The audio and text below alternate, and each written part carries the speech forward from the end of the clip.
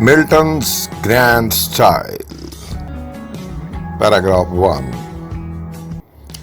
Milton's name has become so synonymous with sublimity and style that whenever we talk of style, we unwittingly perceive of Milton.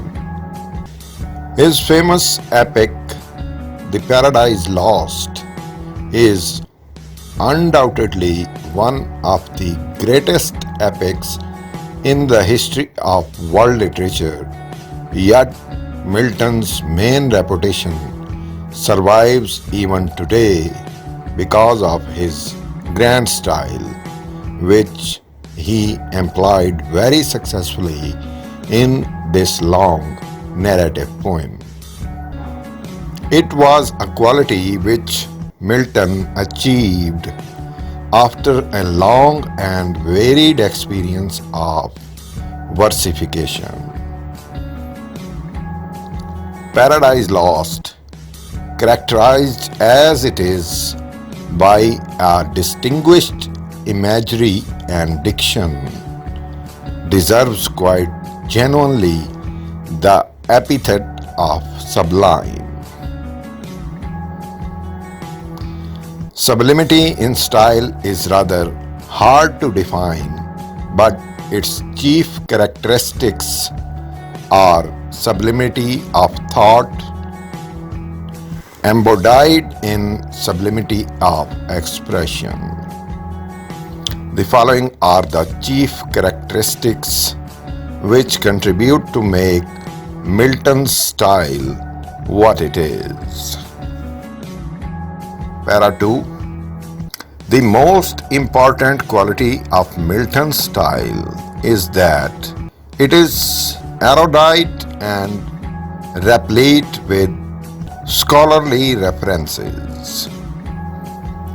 It was so because Milton was an eminent scholar, living in an age quite famous for the revival of learning in almost all branches of knowledge. It was therefore natural for Milton to describe every epic detail, drawing on almost all significant branches of knowledge. The character of Satan, the description of hell, the details of war, the explanation of paradise, the manner of tempting Eve and Adam by the snake, all of them are drawn on some definite knowledge imbibed from mythology, history, Christianity, and sagas, etc. Para 3. Another quality of Milton's styles is its suggestiveness. There are always two senses going on side by side in his poetry. He seems to mean more than what he expresses on the surface. As the poet's difficulty throughout the poem is to describe what he cannot adequately describe. Heaven, chaos, hell, God, angels, devils, etc. He therefore throws a few hints so that the reader could make use of his imagination for the rest. For example, Satan's huge figure, which nobody could have an idea of, is described with a few suggestive hints. Head uplift above the wave, eyes that sparkling blaze, and other parts in bulk as large, whom the fables name monstrous size. No further details are given to highlight the huge body of Saturn, and yet the picture impresses itself upon the mind as if the Saturn had been seen by the reader. Para 4. Another distinction of Milton's style is that it is marked by conciseness and compression.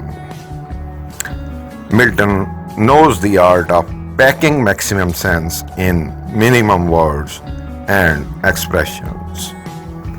In fact, suggestiveness is a part of his art and conciseness. He is master of what Raleigh calls the packed lines. Each word and phrase is with full weight of meaning, and every word is of great value. Every lexical term is connected with another in a kind of inseparable chain, contributing to the overall impression of idea conveyed through them. Para 5. Another quality of Milton's style is that he deviated from the common and accepted norms of usage. Dr. Johnson called attention to the peculiarity of Milton's diction by saying that it is so far removed from common use that an unlearned reader, when he first opens the book, finds himself surprised by a new language. Our language, Addison said before, sunk under him. Milton's is a personal style, which T.S. Eliot points out is not based upon common speech or common prose or direct communication of meaning. It violates the accepted rules of English grammar and syntax. So much that Dr. Johnson said that Milton wrote no language. Milton had a preference for the unusual and recondite in vocabulary and construction, which led him to archaism on the one hand and to the substitution of foreign idiom, particularly Latin, on the other. Some of the characteristics which are at variance with English literary usage are inversion, omission of words, use of parentheses, replacement of one part of speech by other, unusual compound epithets, archaism and Latinism in vocabulary. Para 6. Another distinction of Milton's style is his use of blank verse. Blank verse was used by many other poets and dramatists, but Milton made it unique by giving it new vigor and vitality. Milton made his blank verse distinct by its varied movements, the placing of pauses, flowing music, continuous beauty, loftiness of tone, and incomparable dignity. Para 7. Another quality of Milton's style is his specific use of epic similes. These similes are expanded to draw complete picture, which undoubtedly adds dignity to the narrative.